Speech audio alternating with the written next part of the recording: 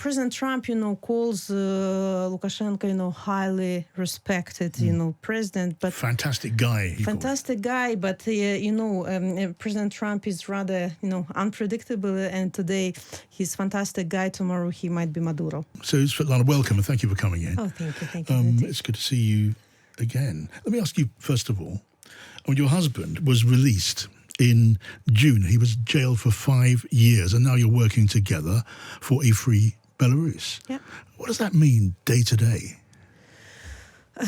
Look, first of all, I have to say that 5 years he was kept in solitary confinement, absolutely isolated from all the other prisoners. And the last 2 years, he didn't get any news at all. He was kept incommunicado. And of course, all political prisoners who are released, they endure through psychological and physical difficulties. And of course, my task as a wife, to surround him with warmth, with love. But we have to go through the process of reunification of our family, and my children have to learn again how to communicate with their daddy, but not to know about him only from pictures or from my stories. So sometimes it is challenging because it's I see what trauma he gets, but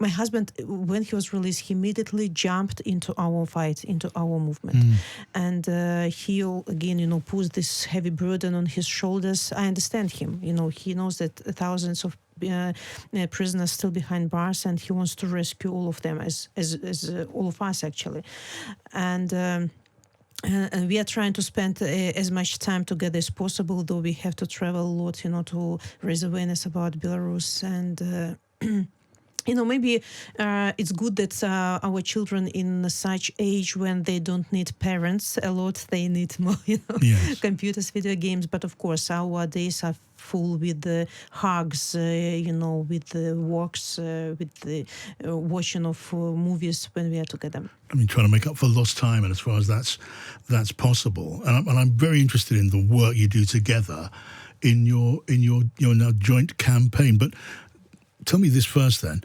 how has it affected your husband? Did it change him as a man? Actually, he was released very exhausted, physically and emotionally, but he wasn't ruined. And he has the same sense of humor, strength, inside strength, leading qualities as it was in 2020. So we are working together. He's not arguing my leadership of our movement. It's not competition between us. We are complementing each other. Yeah. So of course, imprisonment leaves huge scars on political prisoners' fates. What do you mean by scars? I mean, when we say ex-political prisoner, it doesn't mean that they left prison and forgot everything that was happening to them there, because they went through tortures, they went through cold punishment cells, they were deprived of human rights, of food, of it was so humiliating, for people, and just you cannot just leave these memories, and it's he trauma. was tortured. Of course, he was kept in punishment cell endlessly. He was without any communication. And what's one more interesting thing, that those who I feel emotional gap between us, because, for example, together with Belarusians, it was huge uprising. We saw each other, we felt each other. We went through trauma of beginning of the war in Ukraine. We saw Bucha, we saw bombings of Kiev. And for those who were in prison, it was just short messages. The war has started. 1,300 political prisoners, and we were living through all this pain. I mean, those who were free. And political prisoners have to, absorb all these emotions, they were lacked in prison. So they didn't feel the same feelings, we had. So it will take much time for political prisoners, to recover. It must have been so hard for you too. I mean, in the 2 years before the release, you had no contact. That must have been so hard for you. And do you feel it marked you? Do you feel you carry your own scars? I think that every Belarusian person is traumatized at the moment, because Belarus now is a huge prison, and everybody, bears its own pain.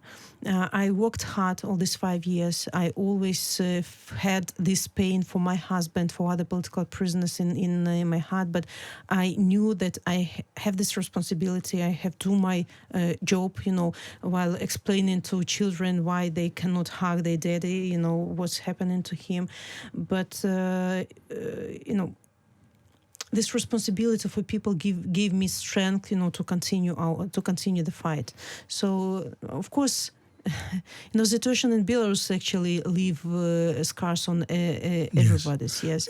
And after my husband was released, I even couldn't enjoy this happiness of unification of our family, because immediately you turn your mind into the thought that we still have thousands of splitted families, thousands of children waiting for their fathers and mothers, and you cannot allow yourself to enjoy that, enjoy your family. Yeah, I mean, your country is still in the grip of an autocrat. There are 1,300 political prisoners still being held. I'm just trying to imagine life for you and your family in your home in exile. What does a typical day look like? Look, I think that, of course, my typical day might be different from typical day of ordinary person who had to flee the country because of repressions, because, I have my schedule, 2-3 months ahead, but living in exile, though you're physically in a free country, in democracy, it's rather tough, because you are immigrant. You face many challenges with the legalization, with documents. Yes. With schools for your children, with jobs. So, of course, we are trying to, we are working with all the countries where Belarusians are located, but still, especially after the beginning of the war, when Belarus became the country co-aggressor because of Lukashenko's actions, it took rather a long time to make sure that democratic countries distinguish Belarusian regime and Belarusian people, and that it's Belarusian regime that has to be punished for the war crimes, but Belarusian people don't have to be responsible for the actions of Lukashenko. So we really have many challenges. We going through transnational repressions by Lukashenko regime. People are intimidated, even being in exile. We constantly get threats, from the regime. Our relatives inside the country also, under pressure. Our property is confiscated. So it's like, struggle for the country and struggle in exile, for your existence. Of course, I'm grateful to, first of all, to Lithuania and Poland, where the most of Belarusian people are living now, those who had to flee, because the laws are being changed to make life of hostages, of exiled more comfortable, but nevertheless. Okay, I know you're in touch, of course, with other Belarusians in exile in Lithuania and elsewhere. Tell me a little bit about your thoughts on your country. I mean, your husband was freed with the help of the Trump administration. There's a new envoy, John Coale. What are your thoughts on the role of President Trump, who has been in communication with Lukashenko in Belarus? He's also called him, I think, what was the phrase? He's called him fantastic. What do you make of that relationship? Of course, we are really grateful to the diplomatic efforts of President Trump, his administration, John Coale, for the efforts to secure the release of political prisoners. Maybe it's the first, the only country maybe in the world where President Trump is personally involved in releasing not only Americans from prisons, but the rest of political prisoners. So this is Belarus, and I hope that in the nearest future, much more will be released. Yeah. And the fact that John Coale is assigned as special envoy means that Belarus is in focus, and they are working hard on securing people's lives. But we have to understand that at the moment, releasing of Belarusian political prisoners looks like revolving doors. Some people are released, twice more are detained, so it's not change of the policy of Lukashenko. And just to stop repressions and to normalize the situation in Belarus, this is where European cards are important, sanctions, policy of isolation and non-recognition. So we ask our democratic partners in Europe to stand principled and strong with their position. Now, President Trump's approach is more transactional. It might be a success story for President Trump to release all political prisoners from Belarus, but we need sustainable and irreversible changes in Belarus. And President Trump has sticks and carrots in his arsenal, to work with dictators. Now carrots are being used, but sticks are there anyway. Okay, you just hope that the relationship works for the good of Belarus and the people there.